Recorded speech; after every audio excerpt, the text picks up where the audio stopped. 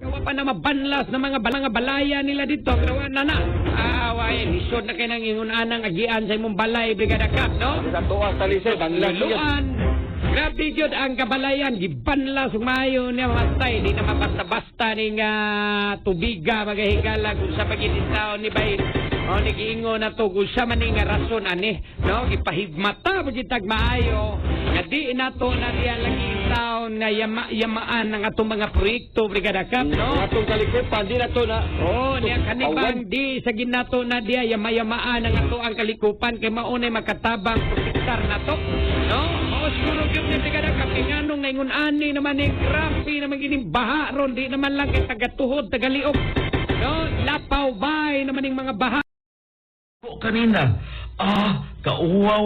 Mao, tiro akong asawa, dunay hack, ana. Nigamit siya sa downy with 99.9% antibac, tested on representative bacteria. Unya, ang among mga sinina, dunay kahumot sa adlaw, bisan sa sulod gipauga. We, sa sulod lang sa balay? Lagi, ang downy mo patay sa mga kagaw nga mga hinungdan sa baho. Maong bisan uwan, fresh na fresh ang mga sinina tibok adlaw.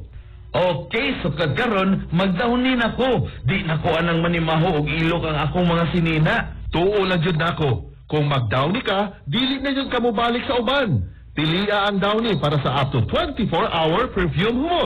You ready for some Halloween fun?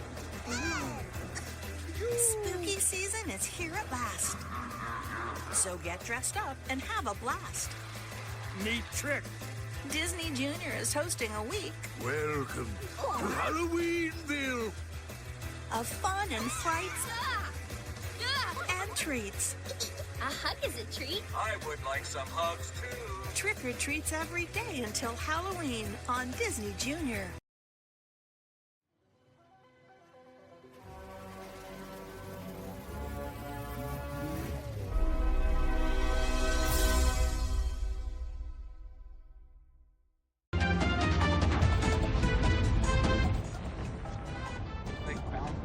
Hit the ground and bounced up.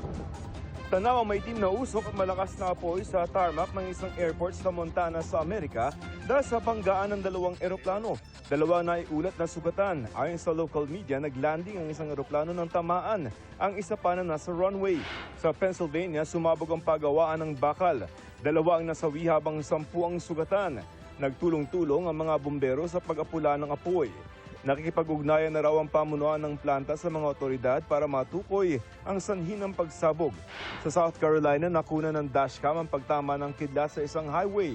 Ayon sa pulisya, linya ng kuryente ang tinamaan ng kidlat na nagdulot ng power outage sa traffic.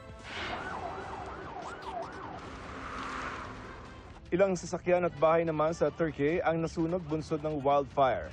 Daan-daang residente ang inilikas. Ayon sa Meteorological Service doon, naabot sa 33 degrees Celsius ang temperatura doon at ang hangin may bilis na 66 kilometers kada oras, kaya mabilis din kumalat ang apoy.